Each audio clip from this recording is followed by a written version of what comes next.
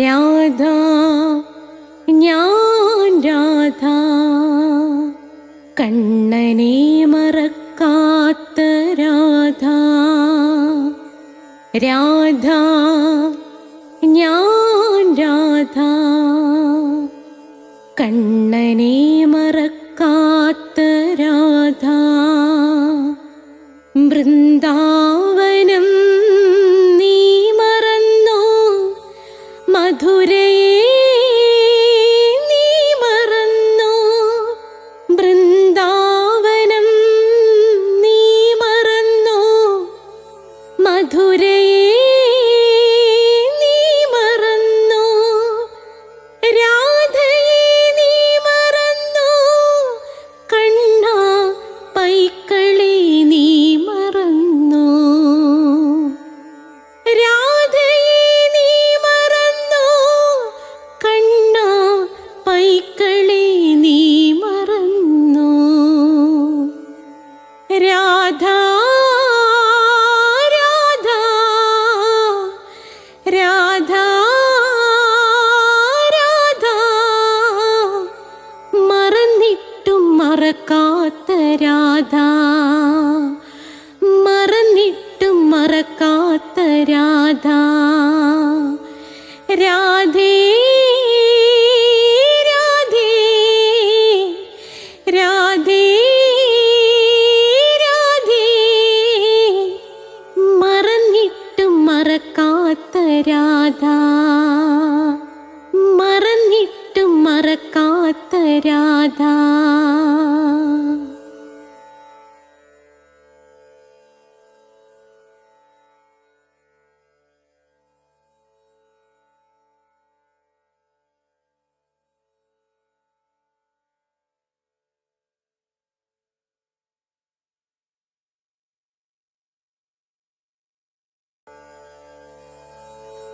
രാധ ഞാൻ രാധ കണ്ണനെ മറക്കാത്ത രാധ. രാധ ഞാൻ രാധ കണ്ണനെ മറക്കാത്ത രാധ. വൃന്ദാവനം നീ മറന്നോ, മധുരയെ നീ മറന്നോ. വൃന്ദാവനം നീ മറന്നോ, മധുരയെ നീ മറന്നോ. രാധേ രാധേ ഓ രാധേ രാധേ രാധേ രാധേ ഓ രാധേ രാധേ രാധേ രാധേ ഓ രാധേ രാധേ രാധേ രാധേ ഓ രാധേ രാധേ രാധേ രാധേ ഓ രാധേ രാധേ രാധേ രാധേ ഓ രാധേ രാധേ. രാധേ രാധേ എന്ന ചാനലിലെ അഷ്ടപതി എന്ന മഹാപുണ്യമായ ഗ്രന്ഥം, അതിനെക്കുറിച്ച് പഠിക്കാനായി കാത്തിരിക്കുന്ന രാധാറാണിക്ക് പ്രിയപ്പെട്ട പുണ്യാത്മാക്കളെ, രാധാഭക്തരെ, കൃഷ്ണഭക്തരെ, രാധേ രാധേ എന്ന ചാനൽ നിങ്ങളെ സന്തോഷത്തോടുകൂടി സ്വാഗതം ചെയ്യുന്നു. കാരണം അഷ്ടപതി കേൾക്കാൻ ആഗ്രഹിക്കുന്നവർ തീർച്ചയായും രാധാറാണിക്കും കൃഷ്ണനും അങ്ങേ അറ്റം പ്രിയപ്പെട്ടവരാകുന്നു.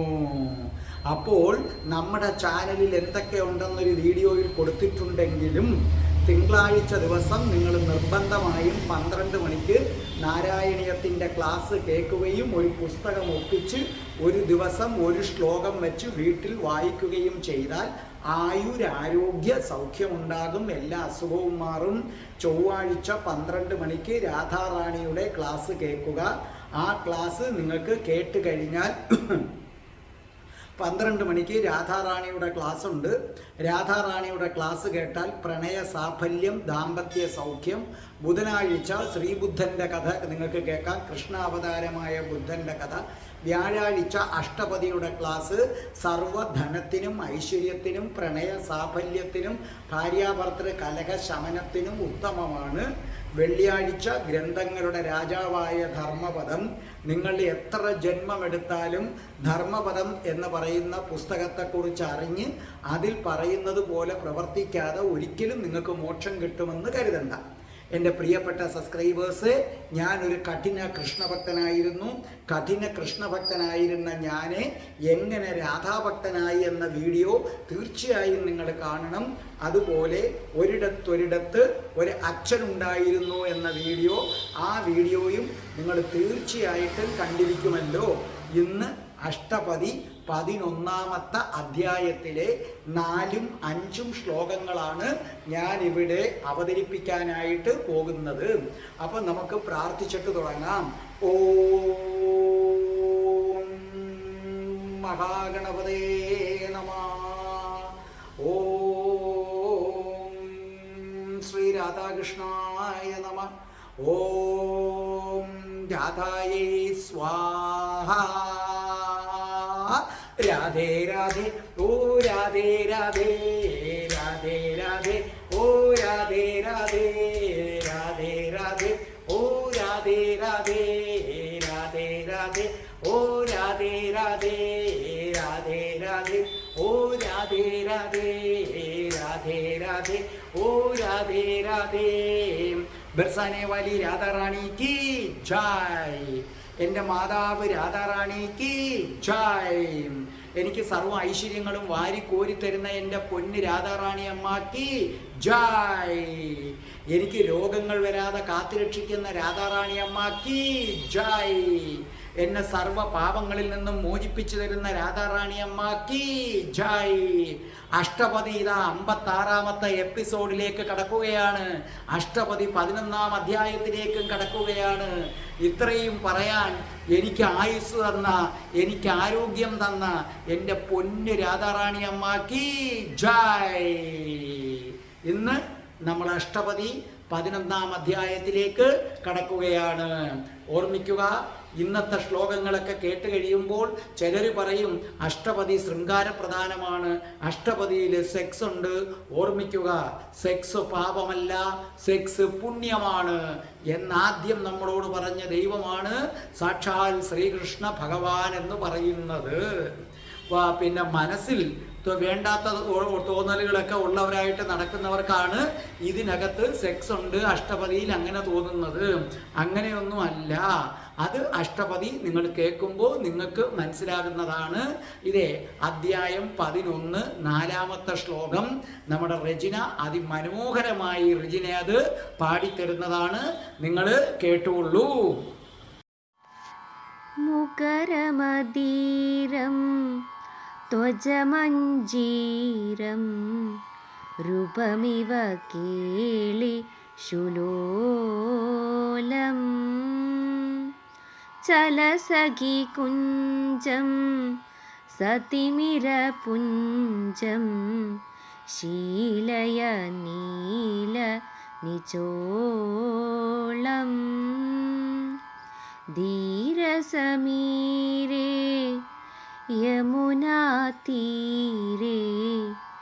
വസതി വനേ വനമാലി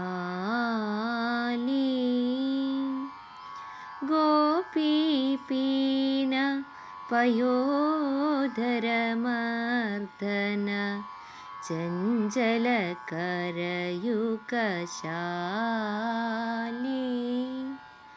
രാധേ ധീരസമീരേ യമുനാതീരേ വസതി വനേ വനമാലി.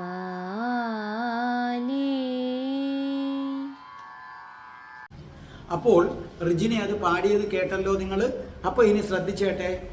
മുഖരമധീരം തെജമഞ്ജീരം റിപുമിവ കേളിഷു ലോലം ചലസഖി കുഞ്ചം സതിമിരപുഞ്ചം ശീലയ നീലനിചോളം ധീരസമീരേ യമുനാതീരേ വസതി വനേ വനമാലി ഗോപീപീന പയോധരമർദ്ദന ചഞ്ചല കരയുകശാലി.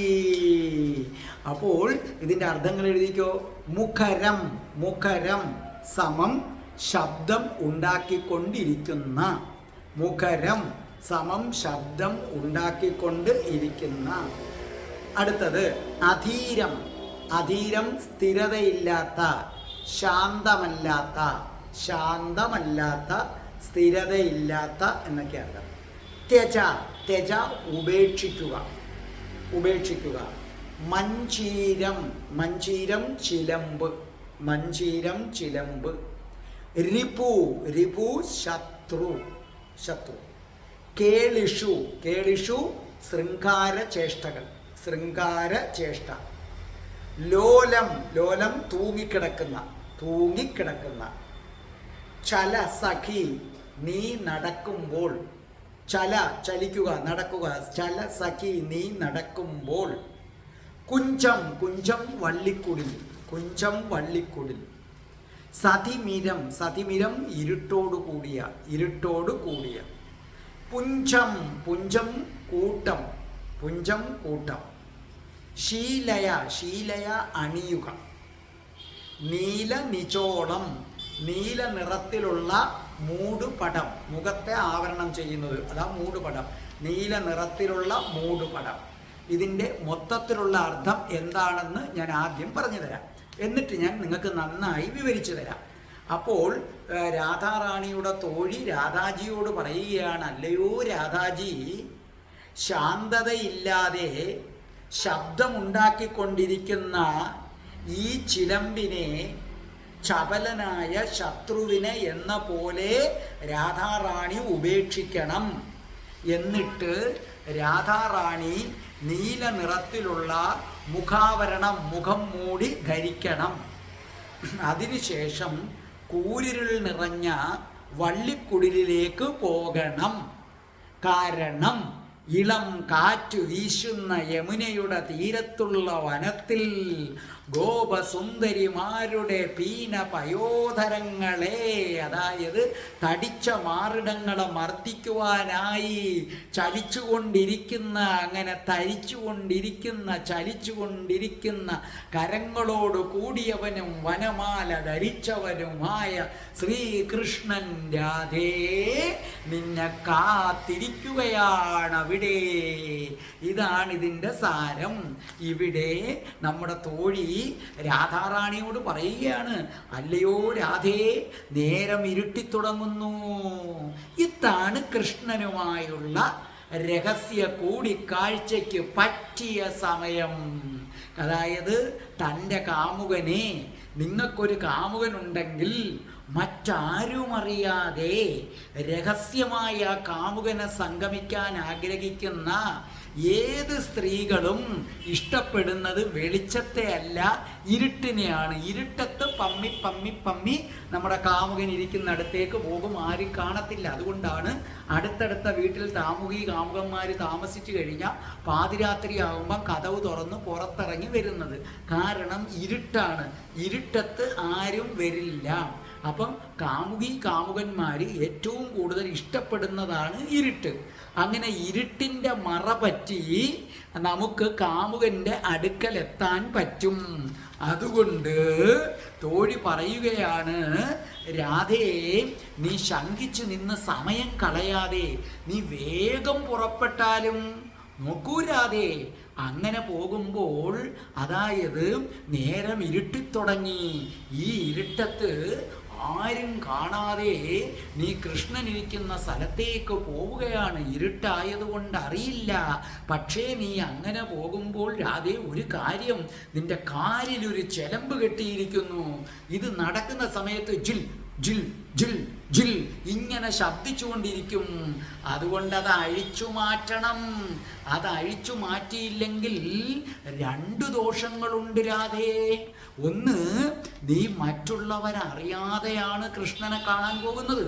അപ്പം നീ നടക്കുമ്പോൾ ഈ ജിൽ ജിൽ ജിൽ എന്ന ശബ്ദം കേൾക്കുമ്പം മറ്റുള്ളവരറിയും. അവർക്ക് നിന്നെ രഹസ്യമായി പിന്തുടരുവാൻ കഴിയും. അവർക്ക് നിന്റെ ലക്ഷ്യസ്ഥാനം കണ്ടെത്താൻ കഴിയും. രണ്ടാമത്തത്, നിശ്ചയമായും നീ വള്ളിക്കുടിലിൽ എത്തിക്കഴിയുമ്പോൾ ഗോപി പീന പയോദര മർദ്ദനനാണ് അവിടെ ഇരിക്കുന്നത് രാധേ. ഗോപികമാരുടെ തടിച്ച മാറിടങ്ങളെ തലോടി എപ്പോഴും തരിക്കുന്ന കൈകളോട് കൂടിയവൻ, ചലിക്കുന്ന കൈകളോട് കൂടിയവനായ ശ്രീകൃഷ്ണന്റെ അടുക്കലേക്കാണ് രാധേ നീ പോകുന്നത്. നീ അടുത്ത് ചെല്ലുമ്പോൾ അവൻ നിന്നെ ആലിംഗനം ചെയ്യും. നിന്റെ നെറ്റിയിലും കണ്ണുകളിലും കവിളുകളിലും ചുണ്ടുകളിലും കവിളിലും നിന്റെ മാറിടത്തിലും നിന്റെ ഉദരത്തിലും എല്ലാം അവൻ ചുംബിച്ച് നിന്നെ ഉണർത്തും. അങ്ങനെ ഉണർത്തി കഴിയുമ്പോൾ രാധേ നീ കൃഷ്ണനുമായി രതിക്രീഡകളിൽ ഏർപ്പെടും. അപ്പൊ ഈ ചെലമ്പ് കിടന്ന് ചെലയ്ക്കാൻ തുടങ്ങും. അപ്പൊ അന്യർക്ക് ഇതിനെക്കുറിച്ച് അറിവ് കിട്ടും. അപ്പൊ എന്ത് സംഭവിക്കും? ആളുകൾ ഓടി അവിടെ വരും. അപ്പോൾ നിങ്ങൾ രതിക്രീഡയിൽ ഏർപ്പെടുകയായിരിക്കും. അല്ലെങ്കിലും അങ്ങനെ രതിക്രീഡയിൽ ഏർപ്പെടുമ്പോൾ ഈ ചെലമ്പിന്റെ കിണുകിണ ശബ്ദം ഒരസൗകര്യമാണ്. സന്ദർഭത്തിന്റെ ഗൗരവം മനസ്സിലാക്കാതെ ചെലയ്ക്കുന്ന ഈ ചെലമ്പ് ശത്രുക്കൾക്ക് തുല്യമാണ്. കാരണം ഒരു കാമുകനുമായി രഹസ്യവേഴ്ച നടത്തുമ്പോൾ ഇവർ രഹസ്യവേഴ്ച നടത്തുന്നു എന്ന് പറഞ്ഞ് മറ്റുള്ളവരെ അറിയിച്ചു കൊണ്ടുവരുന്നത് മിത്രമല്ല, ശത്രുവാണ്. ഇവിടെ രാധാറാണി ചിലമ്പുമിട്ടുകൊണ്ട് കൃഷ്ണനുമായി രതിക്രീഡയിൽ ഏർപ്പെടുമ്പോൾ ശരീരമനങ്ങുമ്പോൾ ചിലമ്പ് മണികൾ ശബ്ദിക്കും. അത് കേട്ട് ആളുകൾ ഓടിവരും. അപ്പം മറ്റുള്ളവരെ തൻ്റെ മണികിലുക്കി വിളിച്ചു വരുത്തുന്ന ഈ ചിലമ്പ് ശരിക്കും ഏതാണ്? ശത്രുവാണ്. ശത്രുക്കളെ നമ്മൾ കൂടെ കൊണ്ട് നടക്കരുത്. ശത്രുക്കളെ നമ്മൾ ഉപേക്ഷിക്കണം. അതുകൊണ്ട് രാധേ, കൃഷ്ണനെ കാണാൻ പോകുന്നതിന് മുമ്പ് നീ എന്തു ചെയ്യണം? ഈ ചിലമ്പുകൾ ഉപേക്ഷിക്കണം. അപ്പൊ രണ്ട് കാര്യമാണ്. ഒന്ന്, ഇരുട്ടായി. അപ്പൊ ഇനി ശങ്കിക്കരുത്, പോകണം. കാരണം ഇരുട്ടത്താണ് നമുക്ക് മറ്റാരും അറിയാതെ കാമുകന്റെ അടുത്തെത്താൻ പറ്റുന്നത്. രണ്ട്, ചെലമ്പ്. ആ ചെലമ്പിട്ട് നടന്നു പോകുമ്പം തന്നെ മറ്റുള്ളവർ നിന്നെ പിന്തുടരും. പിന്നെ കൃഷ്ണനുമായി രതിക്രീഡയിൽ ഏർപ്പെടുമ്പോഴും ചിലമ്പുകൾ കിടന്ന് ചെലച്ച് ശബ്ദമുണ്ടാക്കും. അപ്പം മറ്റുള്ളവരറിഞ്ഞ് നിങ്ങളെ കയ്യോടെ പിടികൂടും. അപ്പം മറ്റുള്ളവരെ വിളിച്ചു വരുത്തുന്ന ഈ ചിലമ്പ് നമ്മുടെ ശത്രുവാണ്. അവനെ ഉപേക്ഷിക്കണം. ഇനി മൂന്നാമത്തെ കാര്യം, രാധേ, നീ ഇരുട്ട് നിറഞ്ഞ വള്ളിക്കുടിലിലേക്കാണ് പോകുന്നത്. പക്ഷേ നിന്റെ മുഖത്തിന് എന്തൊരു തിളക്കമാണ് രാധേ. ആ തിളക്കത്തിൽ എന്ത് സംഭവിക്കും? നീ പോകുന്ന ഇരുട്ട് നിറഞ്ഞ വഴികളെല്ലാം പ്രകാശമയമായിട്ട് മാറും. കണ്ടോ? അപ്പൊ രാധേ, നീ ഇരുട്ടിലൂടെയാണ് നടക്കുന്നത്. ആ ഇരുട്ടിലൂടെ നടക്കുമ്പോൾ നിന്റെ മുഖമാകട്ടെ സ്വർണം പോലിങ്ങനെ വെട്ടിത്തിളങ്ങുകയാണ് രാധേ. അപ്പൊ നീ നടന്നു പോകുമ്പോൾ നിന്റെ മുഖകാന്തി ഏറ്റ്, നിന്റെ മുഖത്തിൻ്റെ പ്രകാശം ഏറ്റിട്ട് എന്ത് സംഭവിക്കും? ഇരുട്ട് ഓടി ഒളിക്കപ്പെടും. അപ്പം നിന്നെ കയ്യോടെ ആളുകൾ പിടിക്കപ്പെടും. അതുകൊണ്ട് നീ എന്ത് ചെയ്യണം? ഒരു നീല ഷാള് കൊണ്ട് നിന്റെ മുഖം മറച്ചിട്ട് പോകണം.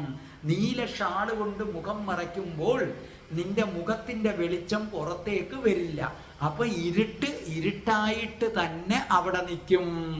അതുകൊണ്ട് രാധേ, നീ നീല ഷാളിട്ട് മുഖം മറച്ചിട്ട് പോകണം. അപ്പൊ രാധാജിയുടെ സൗന്ദര്യത്തിൻ്റെ മഹിമയും ഇവിടെ വിവരിക്കുകയാണ്. അപ്പൊ ഈ ഒരു ശ്ലോകത്തിൽ ജയദേവ കവി 3 കാര്യങ്ങൾ പറയുന്നു. ഒന്ന്, രാധേ, നേരം ഇരുട്ടിത്തുടങ്ങി. ഒരു കാമുകിക്ക് രഹസ്യമായി കാമുകനെ കാണാൻ ഏറ്റവും പറ്റിയ സമയം ഇരുട്ടാണ്, മറ്റാരും അറിയില്ല. 2, രാധേ, നിന്റെ കാലിൽ കിടക്കുന്ന ചിലമ്പ് ഉപേക്ഷിക്കണം. ചിലമ്പിട്ട് നടന്നു പോകുമ്പോൾ ചിലമ്പിൻ്റെ ശബ്ദം കേട്ട് മറ്റുള്ളവർ നിന്നെ പിന്തുടരും. അത് ആപത്താണ്. പിന്നെ രണ്ടാമത്തെ കാര്യം, അവിടെ കൃഷ്ണൻ നിന്നെ കണ്ടാൽ അടങ്ങിയിരിക്കില്ല. നീയുമായി രതിക്രീഡയിൽ ഏർപ്പെടുമ്പോൾ നിന്റെ കാല് ചലിക്കുന്നതിനനുസരിച്ച് ചിലമ്പ് കിലുങ്ങുകയും ആ രാത്രി ചിലങ്കയുടെ ശബ്ദം എവിടുന്ന് വരുന്നു, സ്ത്രീയല്ലേ ഇത് ധരിക്കൂ എന്ന് കരുതി ശബ്ദം കേട്ട് മറ്റുള്ളവർ വരികയും നിന്നെ കയ്യോടെ പിടികൂടുകയും ചെയ്യും. അപ്പം മറ്റുള്ളവരെ ശബ്ദം ഉണർത്തി വിളിച്ചു വരുത്തുന്ന ചിലമ്പ് രാധേ നിന്റെ ശത്രുവാണ്, അതുകൊണ്ട് നീ അതിനെ ഉപേക്ഷിക്കണം. 3, രാധേ നീ ഇരുട്ടത്തൂടാണ് നടന്നു പോകുന്നത്, പക്ഷെ നിന്റെ മുഖത്തിന് എന്തൊരു പ്രകാശമാണ് രാധേ, എന്തൊരു സൗന്ദര്യമാണ് രാധേ. ഏത് ഇരുട്ടത്തും ചന്ദ്രന്റെ പൂനിലാവ് പതിഞ്ഞാൽ പിന്നെ അവിടെ വെളിച്ചമില്ലേ. നിന്റെ മുഖ കമലമാകുന്ന നിന്റെ മുഖത്തിൻ്റെ ആ വെളിച്ചം വരുമ്പോൾ ഇരുട്ടോടി ഒളിക്കും, അപ്പം പ്രകാശമയമായി, അപ്പം മറ്റുള്ളവർക്ക് നിന്നെ കാണാൻ പറ്റും. അതുകൊണ്ട് രാധേ നീ മുഖത്ത് ഒരു നീല ഷാള് ധരിക്കണം. ഇത്രയുമാണ് ഇതിൽ പറഞ്ഞിരിക്കുന്നത്. അപ്പോൾ ഇതിനകത്ത് എന്താ പറഞ്ഞിരിക്കുന്നത്? മുഖരമധീരം. കണ്ടോ, മുഖരം ഇങ്ങനെ ശബ്ദമുണ്ടാക്കിക്കൊണ്ടിരിക്കുകയാണ്. ഒരു ശാന്തതയുമില്ലാത്ത മഞ്ജീരം ചിലമ്പ്. ആ ചിലമ്പ് രിപു, അവൻ ശത്രുവാണ്. കേളിഷു ലോലം, ശൃംഗാര ചേഷ്ടയ്ക്ക് വേണ്ടി പോകുമ്പോൾ മുഖരമധീരം. മുഖരമധീരം ശബ്ദമുണ്ടാക്കിക്കൊണ്ടിരിക്കുന്ന, അധീരം ശാന്തതയില്ലാത്ത ഇവൻ മുഖരമധീരം. ത്യജ, അവനെ ഉപേക്ഷിക്കണം. ആരെ ഉപേക്ഷിക്കണം? മഞ്ജീരം, ചിലമ്പ്. ആ ചിലമ്പാണ് ഈ മുഖരമധീരം ശബ്ദം ഉണ്ടാക്കിക്കൊണ്ടിരിക്കുന്നത്.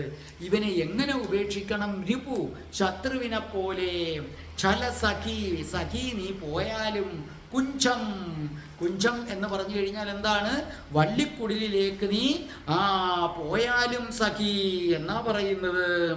അപ്പൊ ത്യജ മഞ്ജീരം രിപു കേളിഷു, അവിടെ ലോലം ഇല്ലേ. അപ്പൊ സതിമിരം, അടുത്ത വരി എന്താ? സതിമിരം. സതിമിരം ഇരുട്ട് മൂടിക്കിടക്കുകയാണ്. പുഞ്ചം കൂട്ടം. ശീലയ നീല നിജോളം, നീല നിറത്തിലുള്ള മൂടുപടം കൊണ്ട് നീ നിന്റെ മുഖം മറയ്ക്കണം. അവിടെ ധീരസമീരെ, ശാന്തമായ കാറ്റ് വീശുന്ന യമുനാ തീരത്ത് ആ ഗോപികമാരുടെ മാറിടങ്ങളെ മർദ്ദിക്കുന്നതിന് കൊണ്ട് എപ്പോഴും വിരൽ ചലിപ്പിക്കുന്നതും വനമാല അണിഞ്ഞവരുമായ കൃഷ്ണൻ കാത്തിരിക്കുന്നു. ഇത് ഒരിക്കൽ കൂടി റിജിന പാടുന്നത് കേൾക്കുക. എന്നിട്ട് നമുക്ക് വളരെ വളരെ നിങ്ങളുടെ ധാരണകളെ ഞെട്ടിക്കുന്ന തരത്തിലുള്ള ശ്ലോകത്തിലേക്കാണ് നമ്മൾ കയറാനായിട്ട് പോകുന്നത്. അതാദ്യമേ നിങ്ങൾ മനസ്സിലാക്കുക. അഷ്ടപതി പുണ്യഗ്രന്ഥമാണ്.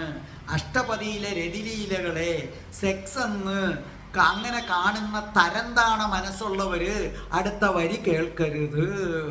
അഷ്ടപതിയിലെ സെക്സ് പുണ്യമാണ്. അഷ്ടപതിയിലെ അല്ല, അല്ലെങ്കിൽ തന്നെയും സെക്സ് പുണ്യമാണ്. അപ്പം അഷ്ടപതിയിൽ രാധാകൃഷ്ണ ലീലയെ ലോക്കൽ സെക്സിനോട് കാണുന്നവരാരും അടുത്ത ശ്ലോകം കേൾക്കണ്ട. അല്ല, അത് മഹാപുണ്യമാണ്. അത് കേൾക്കുന്നതോടുകൂടി നിങ്ങൾക്ക് ദാമ്പത്യ സൗഖ്യം ഉണ്ടാകും. ദാമ്പത്യത്തിൽ എല്ലാവിധ ഐശ്വര്യവും ഉണ്ടാകും. പ്രണയത്തിൽ എല്ലാവിധ ഐശ്വര്യവും ഉണ്ടാകും. അങ്ങനെ ഭയഭക്തി ബഹുമാനങ്ങളോടെ നിൽക്കുന്നവർ അടുത്തതിലേക്ക് കടക്കുക. മുഖരമധീരം ത്വജമഞ്ജീരം രൂപമിവ കേളി ശുലോലം ചലസഖി കുഞ്ചം സതിമിരപുഞ്ചം ശീലയ നീല നിചോളം ധീരസമീരേ യമുനാതീരേ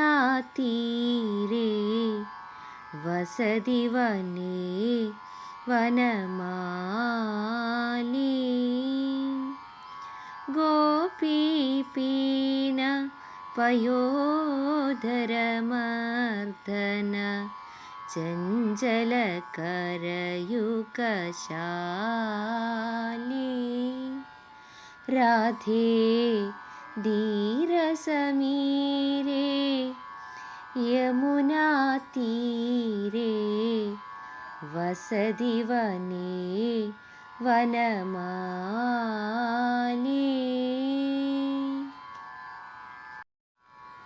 ഉരസി മുരാരേ രുബഹിതഹാരേ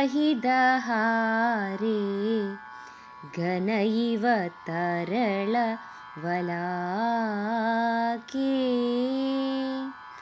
തടിധിവ പീതേ രതിവിപരീതേ രാജസി സുകൃത വിഭാഗേ ധീരസമീരേ യമുനാതീരേ വസതി വനേ വനമാലീ ഗോപീപീന പയോധരമർദ്ദന ചഞ്ചലകരയുഗശാലീ രാധേ ധീരസമീരേ യമുനാതീരേ വസതി വനേ വനമാലീ.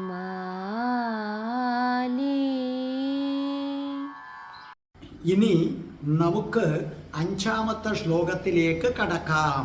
വളരെ വളരെ വളരെ പ്രധാനപ്പെട്ട ഒരു ശ്ലോകമാണ്.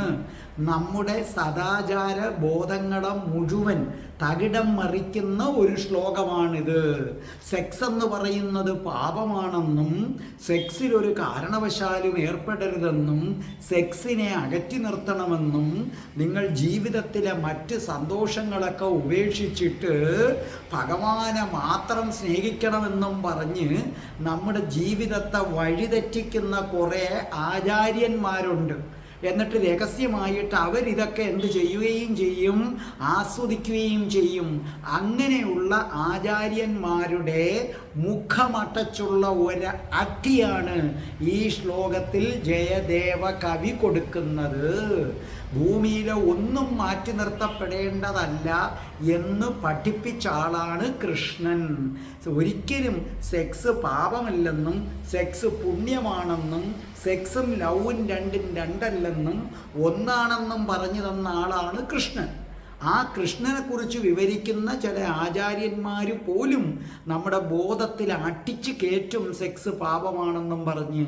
അവരുടെ മുഖമടച്ച് ജയദേവ കവി ഒരട്ടി വെച്ച് കൊടുക്കുകയാണ് ഈ ശ്ലോകത്തിൽ. നോക്കിക്കൊള്ളൂ. ഉരസി മുരാരേ രൂപഹിതഹാരേ ഖന ഇവ തരളവലാകേ തടിദിവപീരേ രതി വിപരീതേ രാജസി സുഹൃത വിഭാഗേ. അർത്ഥം എഴുതിക്കോ. ഉരസി മാറിടത്തിൽ എഴുതിക്കോ. ഉരസി അർത്ഥം മാറിടത്തിൽ. മുരാരേ അർത്ഥം ശ്രീകൃഷ്ണൻ്റെ. മുരാരേ ശ്രീകൃഷ്ണൻ്റെ. ഉപഹിതം ഉപഹിതം ചേർന്ന. ഹാരേ മാല ഉപഹിത ഹാരേ. ഘന മേഘം. തരളം ഇളകിക്കൊണ്ടിരിക്കുന്ന. തരളം ഇളകിക്കൊണ്ടിരിക്കുന്ന. വലാകം വെള്ളിപ്പക്ഷി. തലാകം വെള്ളിപ്പക്ഷി. തരളവലാകം ചലിക്കുന്ന വെള്ളിപ്പക്ഷികൾ. ചലിക്കുന്ന വെള്ളിപ്പക്ഷികൾ വലാകപ്പക്ഷികളെന്നും പറയാറുണ്ട്. തടിത്ത് തടിത്ത് മിന്നൽ പിണർ. തടിത്ത് മിന്നൽ പിണർ. പീത സ്വർണ്ണ നിറമുള്ളവൾ. പീത സ്വർണ്ണ നിറമുള്ളവൾ. രതി വിപരീതേ വിപരീത രതിക്രീഡ. അവിടാണ് നമ്മൾ നേരത്തെ പറഞ്ഞ കാര്യം. അത് എന്താണെന്ന് ഞാൻ വിശദീകരിച്ചു തരാം. വിപരീത രതിക്രീഡ. രാജസി രാജസി തിളങ്ങും, നീ തിളങ്ങും. സുഹൃത വിഭാഗേ സുഹൃതത്തിൻ്റെ പക്വതയുള്ള അവസ്ഥയിലെത്തിയവളെ. അപ്പോൾ ഇതിൻ്റെ മൊത്തത്തിലുള്ളത് ഞാനൊന്ന് പറഞ്ഞു തരാം, ശ്രദ്ധിച്ചു കേട്ടോളണം. ഇവിടെ ജയദേവ കവി പറയുന്ന ആശയം ഇതാണ്. അല്ലയോ സ്വർണത്തിൻ്റെ നിറമാർന്ന രാധേ, അല്ലയോ പുണ്യത്തിൻ്റെ കൊടുമുടിയിലെത്തിയ രാധേ, ശ്രീകൃഷ്ണൻ്റെ മുത്തുമാലയണിഞ്ഞ നെഞ്ചിൽ വിപരീത രതിക്രീഡ അവസരത്തിൽ വെള്ളിപ്പക്ഷികൾ ചലിച്ചുകൊണ്ടിരിക്കുന്ന മേഘത്തില് മിന്നൽ പിണരെന്ന പോലെ നീ ശോഭിക്കും. അതുകൊണ്ട് സമയം കളയാതെ നീ ചെല്ലൂ. ഇവിടെ രാധാറാണിയുടെ നിറം സ്വർണവർണ്ണമാണെന്ന് കവി പറയുന്നു. കൂടാതെ രാധാറാണി പുണ്യവതിയാണെന്ന് കവി പറയുന്നു. എന്തുകൊണ്ട്? ഈ 14 ലോകങ്ങളും വിരൽ തുമ്പിലിട്ട് അമ്മാനമാടുന്ന നാരായണനെ തൻ്റെ വിരൽ തുമ്പിലിട്ട് നെഞ്ചോട് ചേർക്കി വട്ടം കറക്കുന്നത് കൊണ്ടാണ് രാധാറാണി പുണ്യവതിയാണെന്ന് പറയുന്നത്. കൃഷ്ണന്റെ ഒരു നോട്ടത്തിന് വേണ്ടി മറ്റ് സ്ത്രീകൾ കൊതിയോടെ കാത്തിരിക്കുമ്പോൾ രാധയുടെ ഒരു കടാക്ഷത്തിന് വേണ്ടി കേഴുകയാണ് കൃഷ്ണൻ. ഇതിൽ പരം ഒരു ഭാഗ്യം രാധയെ നിനക്ക് വരാനുണ്ടോ? അതുകൊണ്ട് നീ പുണ്യവതിയാണ്. കൃഷ്ണന്റെ മാറിൽ ഒരു മുത്തുമാലയുണ്ട്. അങ്ങനെ മുത്തുമാല അണിഞ്ഞ നെഞ്ചിൽ കിടന്ന് നിനക്ക് രാധയെ കൃഷ്ണനുമായിട്ട് വിപരീത രതിക്രീഡ നടത്താം. വളരെ ശ്രദ്ധിക്കുക. സഖി രാധാജിയെ പ്രോത്സാഹിപ്പിക്കുകയാണ്. അല്ലയോ ഗൗരാംഗി രാധേ, നീ കണ്ണനെ കാണാൻ പോയാൽ നിനക്കുണ്ടാകുന്ന നേട്ടം വളരെ വലുതാണ്. നിനക്ക് കൃഷ്ണന്റെ നെഞ്ചിൽ കിടക്കാം. മറ്റൊരു മുത്തുമാലയായി കൃഷ്ണന്റെ നെഞ്ചത്ത് ഒരാൾ കയറി കിടപ്പുണ്ടൊരു മുത്തുമാല. നിനക്ക് മറ്റൊരു മുത്തുമാലയായി കിടക്കാം. എന്നിട്ട് നിനക്ക് വിപരീത രതിക്രീഡയിൽ ഏർപ്പെടാം. എന്താണ് ഈ വിപരീത രതിക്രീഡ എന്ന് പറയുന്നത്? സാധാരണഗതിയിൽ രതി നടക്കുന്ന അവസരത്തിൽ സ്ത്രീ താഴെയും പുരുഷൻ മുകളിലുമാണ്. എന്നാൽ വിപരീത രതിക്രീഡയിൽ പുരുഷൻ താഴെയും സ്ത്രീ മുകളിലുമാണ്. ഇവിടെ സംബന്ധിച്ചിടത്തോളം രാധാറാണി എന്ന് പറയുന്നത് കൃഷ്ണന്റെ മുകളിലാണ് കിടക്കുന്നതെന്ന സത്യം നിങ്ങൾ മനസ്സിലാക്കുക. അങ്ങനെ കൃഷ്ണനെ താഴെ കിടത്തിയതിന് ശേഷം കൃഷ്ണന്റെ മുകളിൽ കയറി ഇരുന്നു കൊണ്ട് വിപരീത രതിക്രീഡ നടത്തുകയാണ്. അപ്പൊ ഈ വിപരീത രതിക്രീഡ നടത്തുന്നതിൻ്റെ പേരിൽ ചില വിമർശകരൊക്കെ വിമർശനം ഉന്നയിച്ചിട്ടുണ്ട്. സാധാരണഗതിയിൽ അങ്ങനെ അല്ലല്ലോ, പുരുഷനാണല്ലോ മുകളിൽ വരേണ്ടത്, സ്ത്രീ താഴെയുമാണല്ലോ വരുന്നത്.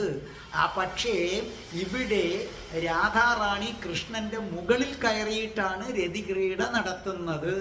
ഇവിടെ നിങ്ങൾ വളരെ ശ്രദ്ധിക്കുക.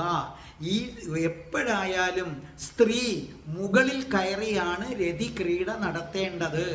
അപ്പോൾ മാത്രമാണ് അവൾക്ക് പൂർണ്ണ തൃപ്തി കിട്ടി അവൾ സംതൃപ്തയാകുന്നത്. ഇത് ആരാണ് പറഞ്ഞിരിക്കുന്നത്? വളരെ ശ്രദ്ധിച്ചു കേൾക്കുക. മഹാനായ സന്യാസിയായ നിത്യബ്രഹ്മചാരിയായ ഓഷോ എന്ന ഗുരുവുണ്ട്. മഹാനായ ഗുരുവാണ് ഓഷോ. അദ്ദേഹം നിത്യബ്രഹ്മചാരിയാണ്. പക്ഷെ അദ്ദേഹം ഒരു പുസ്തകം എഴുതിയിട്ടുണ്ട്.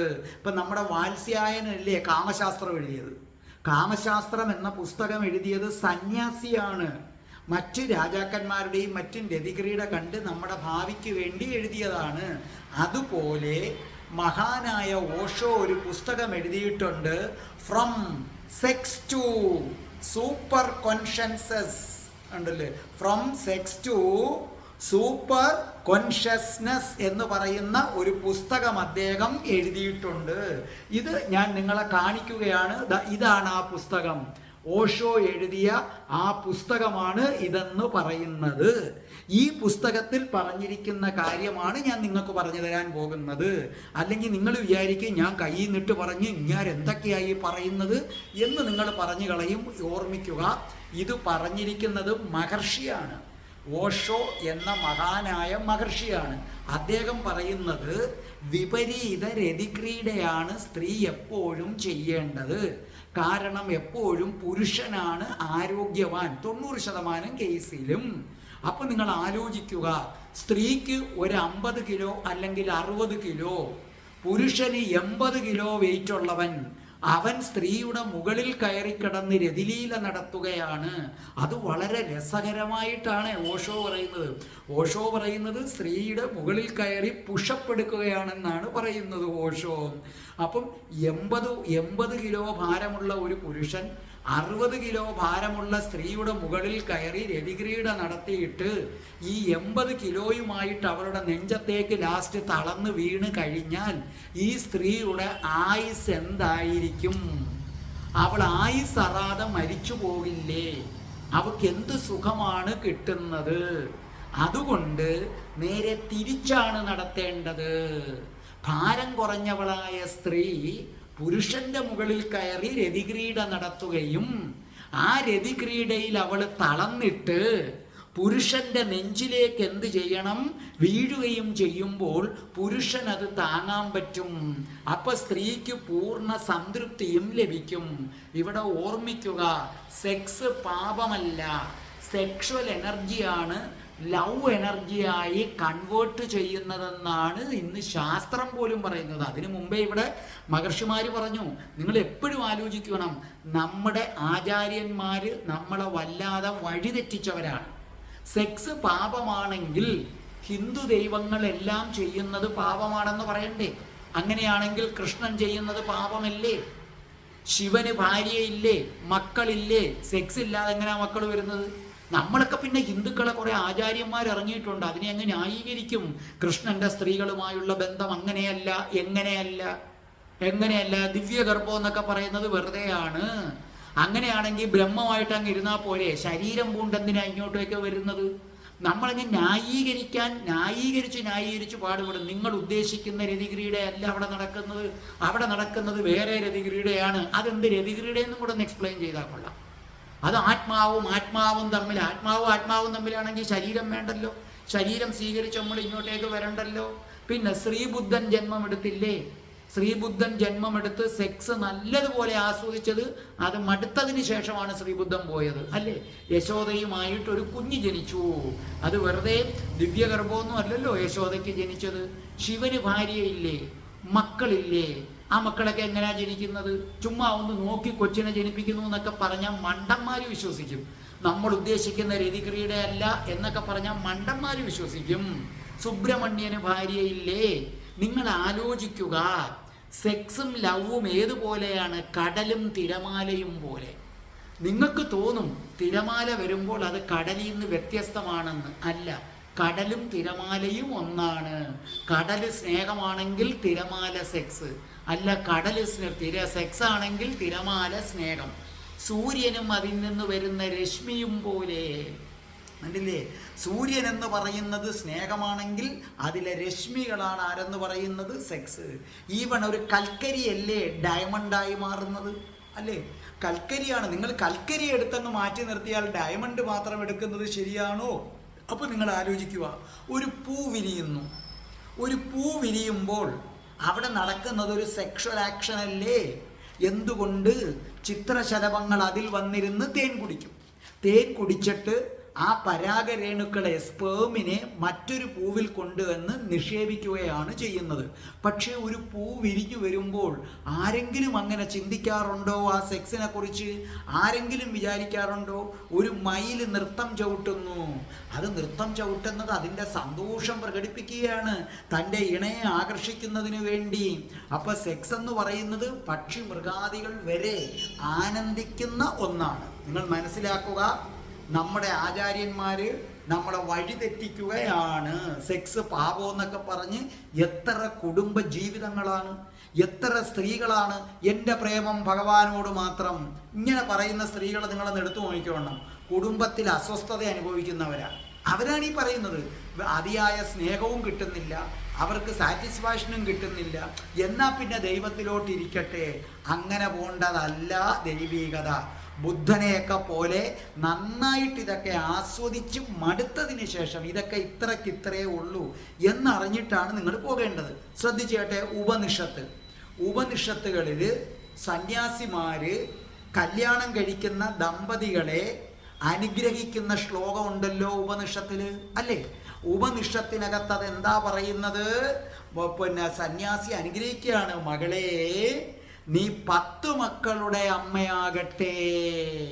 നിന്റെ ഭർത്താവ് 11ാമത്തെ പുത്രനും.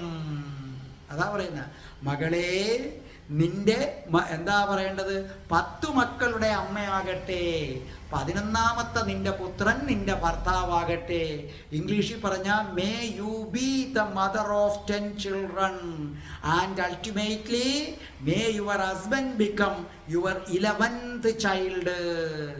അപ്പോൾ ഉപനിഷത്തിൽ സന്യാസിമാരെ അനുഗ്രഹിക്കുക 1 2 അല്ല 10. ഈ 10 മക്കൾ എങ്ങനെയാണ് ഉണ്ടാകുന്നത്? ഇത് മനുഷ്യനെയാണേ. നിങ്ങൾക്ക് കൃഷ്ണനെയൊക്കെ ആണെങ്കിൽ കുറേ വ്യാഖ്യാനങ്ങളൊക്കെ കൊടുക്കാം. അത് ആത്മരതി, ആത്മാവ്, നിങ്ങൾ ഉദ്ദേശിക്കുന്ന ശരീരമല്ല. ഇവിടെ മുനി കല്യാണം കഴിച്ചെത്തുന്നവരെ 10 മക്കൾ. ഈ 10 മക്കൾ ഉണ്ടാകണമെങ്കിൽ ചുമ്മാ നോക്കിയിരുന്നാലാണ് ആ മക്കൾ ജനിക്കുന്നത്? അല്ല. അപ്പൊ ദയവ് ചെയ്ത് നിങ്ങൾ സെക്സ് ഒക്കെ പാപമെന്നും പറഞ്ഞ് അകറ്റി നിർത്തി നിങ്ങളുടെ കുടുംബ ജീവിതത്തെ ഇല്ലാതാക്കരുത്. ദയവ് ചെയ്ത് എൻ്റെ സ്നേഹം ഭഗവാനോട് മാത്രം, അതില്ലാതെ എൻ്റെ ഭർത്താവിനെ പോലും ഞാൻ സ്നേഹിക്കത്തില്ല എന്ന് പറഞ്ഞ് കുടുംബജീവിതം നശിപ്പിച്ച് നിങ്ങളുടെ മക്കൾക്കും കൂടെ നിങ്ങളൊരു തലവേദന ഉണ്ടാക്കരുത്. എൻ്റെ സ്നേഹം ഭർത്താവിനോടും ഭഗവാനോടും ഉണ്ടെന്ന് പറയുന്നതാണ് ഉത്തമ സ്ത്രീ. മനസ്സിലായില്ലേ? എൻ്റെ സ്നേഹം ഭർത്താവിനോടും ഭഗവാനോടും ഉണ്ടെന്ന് പറയുന്നതാണ് ഉത്തമ സ്ത്രീ. അപ്പം നിങ്ങൾ ആലോചിക്കുക, സ്നേഹവും സെക്സും രണ്ടും രണ്ടല്ല, ഒന്നാണ്. സെക്ഷൽ എനർജി കൺവേർട്ട് ചെയ്താണ് ലവ് എനർജി ഉണ്ടാകുന്നത്. കടലും കടലിലെ തിരമാലയും പോലെ, സൂര്യനും സൂര്യരശ്മികളും പോലെയാണ്, പൂമൊട്ടും പൂവും പോലെയാണ് സെക്സും. ഏതാണ്? സ്നേഹവും.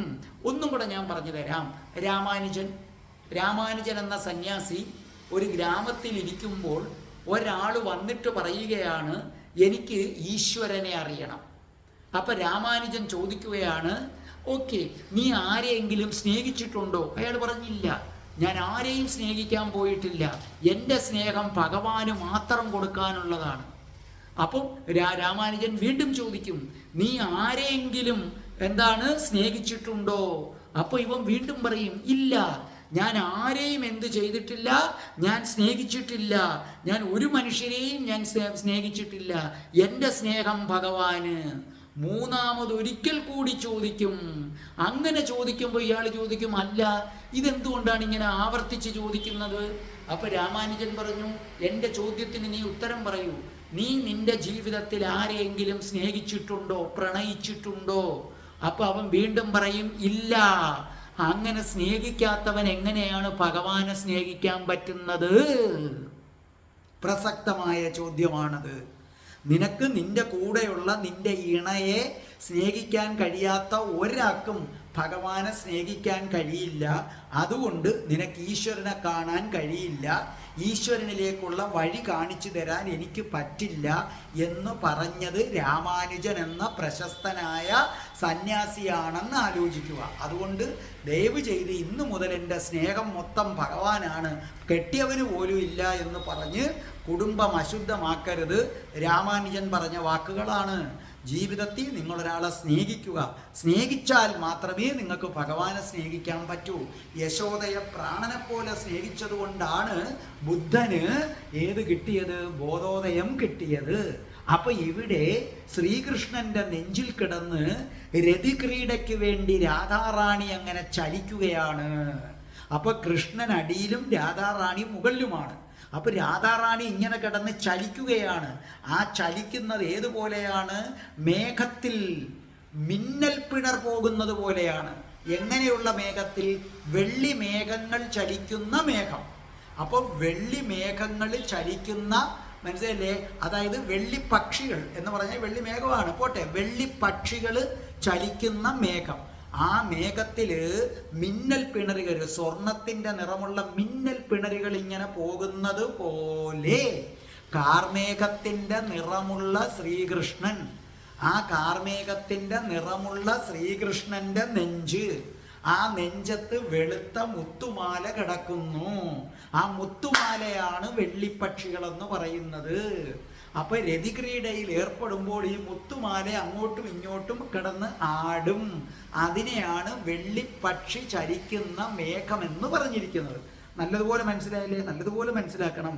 വെള്ളിപ്പക്ഷികൾ ചലിക്കുന്ന മേഘം. മേഘം കൃഷ്ണന്റെ ശരീരം. രതിക്രീഡ നടത്തുമ്പോൾ കൃഷ്ണന്റെ മുത്തുമാല അനങ്ങും. അപ്പോൾ ഇവിടെ ഓർമ്മിക്കുക, കൃഷ്ണൻ താഴെയാണ്, രാധാറാണി മുകളിലാണ്. ആ മുകളിൽ കിടന്നുകൊണ്ട് രതിക്രീഡ നടത്തുന്ന അവസരത്തിൽ ആ രതിക്രീഡ നടത്തുന്നതിനെ അതിമനോഹരമായ ഒരു ഉപമയിലൂടെ ജയദേവ കവി വ്യക്തമാക്കുകയാണ്. വെള്ളിപ്പക്ഷികൾ ചലിച്ചുകൊണ്ടിരിക്കുകയാണ് കാർമേഘം. ആ കാർമേഘമാണ് കൃഷ്ണൻ. കൃഷ്ണന്റെ ദേഹത്ത് ചലിക്കുന്ന വെള്ളിപ്പക്ഷികളാണ് മുത്തുമാല. അവിടെ ഒരു മിന്നൽ പിണര്. രാധാറാണിയുടെ നിറം സ്വർണമാണ്. അപ്പൊ മിന്നൽ പിണര് ഒന്ന് വന്നിട്ട് പോകും. അപ്പൊ രാധാറാണി ഇങ്ങനെ താന്നു വരും അല്ലേ? രതിക്രീഡയിൽ രാധാറാണി താന്നു വരും. താന്നു വന്ന് നോക്കുമ്പോൾ കാർമേഘത്തിനകത്ത് മിന്നൽ പിണര്. പെട്ടെന്ന് രാധാറാണി മുകളിലേക്ക് ഉയരും. അപ്പൊ ആ മിന്നൽ പിണരങ്ങ് അപ്രത്യക്ഷമായി. അങ്ങനെ രാധേ മുത്തുമാലകളാകുന്ന വെള്ളിപ്പക്ഷികൾ ഇളകുന്ന കാർമേഘത്തിൻ്റെ വർണ്ണമുള്ള കൃഷ്ണന്റെ നെഞ്ചത്ത് കിടന്ന് വിപരീത രതി ക്രീഡ നടത്തി മിന്നൽ പിണരു പോലെ നിനക്ക് ശോഭിക്കണ്ടേ? അങ്ങനെ ശോഭിക്കണമെന്നുണ്ടെങ്കിൽ നീ വേഗം കൃഷ്ണന്റെ അടുക്കലേക്ക് ചെല്ലൂ. ശ്രീല പ്രബോധാനന്ദ സരസ്വതി ഈ ഉപഹിതകാരെ എന്ന വാക്കിനെ കുറിച്ച് പറയുന്നു. ഇവിടെ മാൻ റോള്, പുരുഷന്റെ റോൾ ഏറ്റെടുത്തിരിക്കുന്നത് രാധാറാണിയാണ്. അതുകൊണ്ട് തന്നെ രാധാറാണി തനിക്ക് ആലിംഗനം ചെയ്യാനുള്ള സൗകര്യത്തിന് തൻ്റെയും ആഭരണങ്ങളും കൃഷ്ണന്റെ ആഭരണങ്ങളും അഴിച്ചു മാറ്റി. ഒരു മുത്തുമാല മാത്രം. രാധാജിയുടെ കഴുത്തിൽ ഒരു മാല. രാധാജി താന്നു വരുമ്പോൾ രാധാജിയുടെ കഴുത്തിലെ മാല കൃഷ്ണന്റെ നെഞ്ചിൽ അമർത്തി കൊടുക്കുന്നു. അങ്ങനെ കൃഷ്ണന്റെ സൗന്ദര്യത്തിന് വീണ്ടും മാറ്റുകൂട്ടുന്നു. രണ്ട് ഹാരങ്ങൾ. അതാണ് ഉപഹിതഹാരേ എന്നാര് പറയുന്നു? ശ്രീല പ്രബോധാനന്ദ സരസ്വതി പറയുന്നു. അപ്പൊ ഈ പറഞ്ഞ കാവ്യം, ഇതിൻ്റെ അർത്ഥം നിങ്ങൾക്ക് എന്താണെന്ന് നല്ലതുപോലെ നിങ്ങൾക്ക് മനസ്സിലായല്ലോ. അപ്പൊ ഇതിനകത്ത് ഇത്രയേ ഉള്ളൂ പറഞ്ഞിരിക്കുന്നത്. സ്വർണത്തിന്റെ നിറമാർന്നവളാണ് രാധ. പുണ്യത്തിന്റെ കൊടുമുടിയിലെത്തിയവളാണ് രാധ. ആ രാധാറാണി ശ്രീകൃഷ്ണന്റെ നെഞ്ചിൽ കിടന്ന് വിപരീത രതിക്രീഡ നടത്തുകയാണ്. അങ്ങനെ രാധാറാണി കൃഷ്ണന്റെ നെഞ്ചിൽ കിടന്ന് ഉയരുകയും താഴുകയും ചെയ്യുന്നത് കാണുമ്പോൾ വെള്ളിപ്പക്ഷികൾ ചലിക്കുന്ന കാർമേഘത്തിൽ മിന്നൽ പിണർ എന്നതുപോലെ നമുക്ക് തോന്നും. ഇതാണ് പറഞ്ഞിരിക്കുന്നത്. അപ്പൊ ആ വരി ഒന്നും കൂടെ നോക്കേ. ഉരസി മുരാരേ. ഉരസി മുരാരേ. മുരാരേ ശ്രീകൃഷ്ണൻ. മുരാരിയാകുന്ന ശ്രീകൃഷ്ണന്റെ മാറിടത്തില് ഉരാരെ ഉപഹിതകാരെ, മാറിടത്തോട് ചേർന്നൊരു മാലയുണ്ട്. ഖന ഇവ തരളവലാകെ. ഖന മേഘം, തരളം ഇളകിക്കൊണ്ടിരിക്കുന്നവയാണ്. തടി ദിവ ഇല്ലേ? തരളവലോകെ എന്ന് പറഞ്ഞാൽ അത് ചലിക്കുന്ന വെള്ളിപ്പക്ഷികളെ പോലെ ശോഭിക്കുന്ന മുത്തുമാല. തടിത് എന്ന് പറഞ്ഞാൽ മിന്നൽ പിണര്. പീതോ, പീതോ എന്ന് പറഞ്ഞാൽ സ്വർണ്ണ നിറം. രതി വിപരീതേ, അവിടെ വിപരീത രതിക്രീഡ നടത്തുകയാണ്. രാജസി സുഹൃതേ, നീ അപ്പം ശോഭിക്കും. പുണ്യത്തിന്റെ പക്വതയെത്തിയവടെ. പിന്നെ ധീരസമീരേ യമുനാതീരേ. അതിൻ്റെ അർത്ഥം ഇപ്പം നിങ്ങൾക്കറിയാം. അപ്പൊ ഞാൻ ഈ പറഞ്ഞ നിങ്ങൾക്ക് മനസ്സിലായല്ലോ. ഓർമ്മ വെക്കുക, സെക്സ് പുണ്യമാണ്, പാപമല്ല. സെക്സും ലവും രണ്ടും രണ്ടല്ല. സെക്സും ലവും ഒന്നാണ്. പിന്നെ സെക്സ് പാപമാകുന്നപ്പോഴാണ് കണ്ണി കണ്ടവരെയൊക്കെ റേപ്പ് ചെയ്യുകയും അതേന്നും പറഞ്ഞ് കാമഭ്രാന്തെടുത്ത് നടക്കുമ്പോൾ മാത്രമാണത് പാപമാകുന്നതെന്ന സത്യവും മനസ്സിലാക്കുക. ഒരിക്കൽ കൂടി റിജിന അതിമനോഹരമായിട്ട് ഈ രണ്ട് ശ്ലോകങ്ങൾ നിങ്ങൾക്ക് പാടിത്തരുന്നു. രാധാറാണിയും ശ്രീകൃഷ്ണനും അനുഗ്രഹിച്ചാൽ അടുത്ത വ്യാഴാഴ്ച അടുത്ത വരികളുമായി ഞാൻ വരും. അതും ഇതുപോലെയാണ്. നിങ്ങളുടെ സദാചാര ബോധത്തെ അട്ടിമറിക്കുന്ന വരികളുമായി വരും. രാധേ രാധേ ഓ രാധേ രാധേ, രാധേ രാധേ ഓ രാധേ രാധേ, രാധേ രാധേ ഓ രാധേ രാധേ, രാധേ രാധേ ഓ രാധേ രാധേ, രാധേ രാധേ ഓ രാധേ രാധേ, രാധേ രാധേ ഓ രാധേ രാധേ. ഓം ശ്രീം ഹ്രീം ക്ലീം ഐം രാം രാസേശ്വരി രാധികായേ സ്വാഹ. മുകരമദീരം ത്വജമഞ്ജീരം രൂപമിവ കേളി ശുലോലം ചലസഖി കുഞ്ചം സതിമിരപുഞ്ചം ശീലയ നീല നിചോളം ധീരസമീരേ യമുനാതീരേ വസതി വനേ വനമാലി ഗോപീപീന പയോധരമർദ്ദന ചഞ്ചലകരയുഗശാലി രാധേ ധീരസമീരേ യമുനാതീരേ വസതി വനേ വനമാലി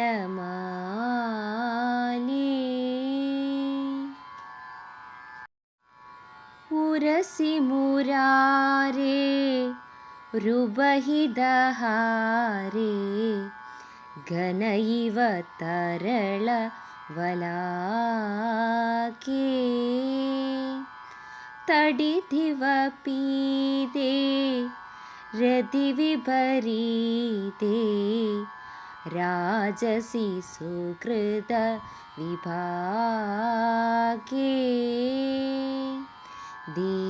ധീരസമീരേ യമുനാതീരേ വസതി വനേ വനമാലി ഗോപീപീന പയോധരമർദ്ദന ചഞ്ചലകരയുഗശാലി രാധേ ധീരസമീരേ യമുനാതീരേ വസതി വനേ വനമാലി